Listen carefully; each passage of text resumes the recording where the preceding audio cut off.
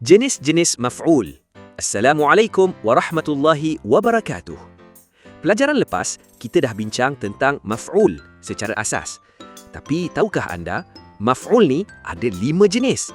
Hari ini kita akan kenal dengan kelima-lima jenis ini secara terperinci. Jom kita mula. Dalam bahasa Arab, jenis-jenis ini dipanggil al-mafa'ilul khamsah atau 5 jenis maf'ul.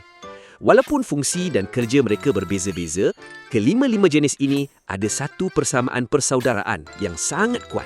Semuanya berstatus mansub. Maksudnya, mereka semua sangat suka berbaris atas, fathah di hujung perkataan. Nak kenal mereka? Mari kita semak satu-satu. Yang pertama, maf'ulun bih. Maf'ul yang paling popular dan paling selalu kita jumpa. Tugasnya menjawab soalan siapa atau apa yang terkena perbuatan. Contohnya, akala Aliyun tuffahatan. Ali telah makan sebiji apple.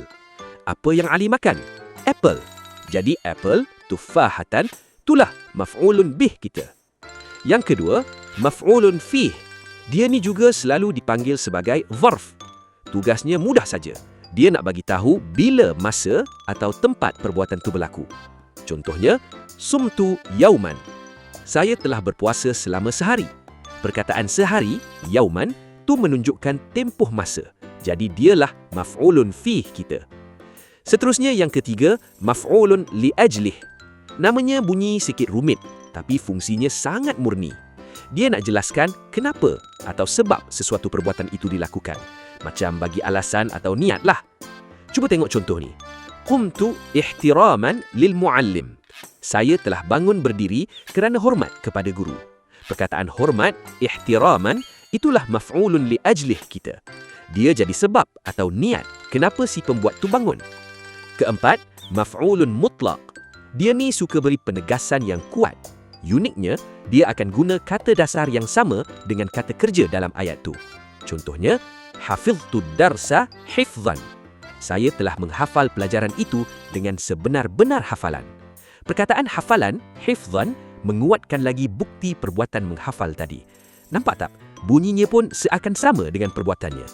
Akhir sekali, maf'ulun ma'ah. Jenis ni bermaksud bersama-sama dengan dan akan sentiasa muncul selepas huruf waw membawa maksud bersama. Contohnya, sirtu wan nahra. Terjemahan literalnya, saya berjalan dan sungai. Tapi dari segi makna, saya berjalan menyusuri sungai. Sungai, an-nahra, kat sini tak berjalan dengan kita, tapi kita berjalan seiring dengannya. Okey, kita recap balik jenis-jenis maf'ul.